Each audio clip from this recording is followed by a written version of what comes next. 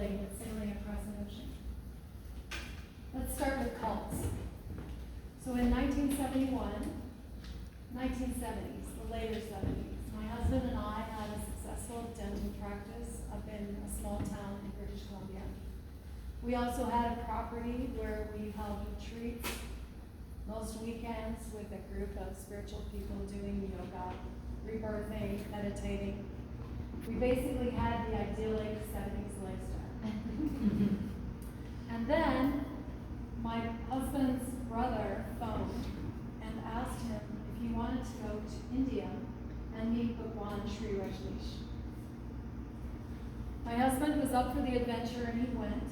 And when he came back in red clothes and wearing a mala around his neck, I knew that my life was incredibly altered forever. Very soon after that, in 1991, Bhagwan moved from India to Oregon and to the Big Muddy Ranch. And then my husband got another life-altering phone call asking if he would come to the ranch and be the dentist for the community there. So you can guess what's coming next. Yes, we gave up our farm, our dental practice, everything that we owned. We did, we left it, and we went to the ranch. It was an experience of learning about how to be in a community with alternative lifestyles. And in the alternative lifestyles, we would be able to look at things we did in everyday life without the playpen of familiarity, without the playpen of habitual behavior. We would just have to be responding to our life. It was very exciting. The ranch became Rajneeshpuram, which is a city of 10,000 people, with all the things that a city has in it, including airplanes, public transport, hospitals, police force, mayors, city councils, everything. And then there was a crisis that happened 4 years later when the leadership left in the middle of the night in secret and they fled to Europe. 2 months later, Bhagwan also fled in the middle of the night in secret. And he ended up on the East Coast to refuel his plane, and the FBI arrested him and put him in prison.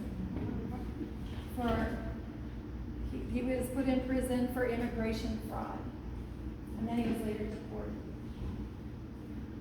So now back at the ranch, the National Guard is conducting unplanned or unscheduled or unannounced raids regularly. And so our idyllic community is now dealing with a ton of fear and even more chaos. So not surprising, people left. And when people left, also our dream of that ideal community of peace, love, and light was over, ended, finished. My husband and I went back to British Columbia. We were spiritually very disillusioned. We took a small respite doing dentistry again, but my husband wasn't happy at all. And when he heard about an old boat on the Hard in Kauai that needed restoring, well, that was way more exciting to think about than fixing people's teeth. So this boat was no ordinary boat. This boat was a 50-foot gaff-rigged schooner.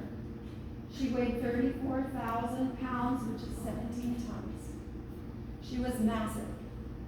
She was also the party boat for a famous rock band in the 70s, Crosby, Stills, Nash & Young. There's a few people in here who might know who that is. Elixir was also, her picture was on the cover of one of their albums. So Elixir had survived partying. She survived a hurricane in 1982, and then she was put on the Hard to get repaired in 1982. They dismantled part of her and then abandoned her. So she sat there on her own for quite a while.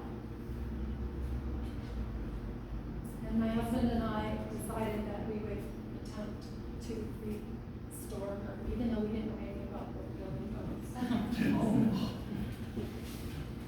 So thousands and thousands of hours, days, weeks, months, years of finishing this boat. I had a chance to think about my life on the ranch. I had a chance to think about my life with a spiritual master and start to integrate some of those things. I realized that I had given up my life to achieve enlightenment. And here I was in Kauai rebuilding an old boat. What did that have to do with enlightenment? Finally, Elixir was done and launched, and in June 1992, we sailed away for that very perilous journey across the Pacific up to the Olympic Peninsula in Washington. There was my husband, myself, my 14-year-old son, and 2 crew members. We took 23 days to go across the ocean. We dealt with 2 gales. We had debilitating seasickness. We had 2 knockdowns. And we had a skipper overboard. True? It's all true. And what do cults, building a boat and sailing across the ocean, have in common? There are certain physical and spiritual attributes, like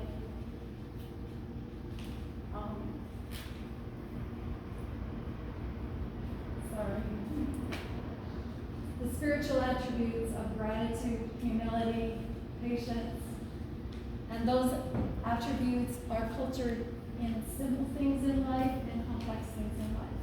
They're cultured when you have to work in a dental office. They happen when you have to rebuild a boat. They happen when you're in a community that turns into a cult. And they happen when you're crossing the ocean and you're dealing with the fury of the sea. If you would like to know more about my adventures, I have a book coming out in February called Grit and Grace, The Transformation of a Ship and a Soul. Thank you.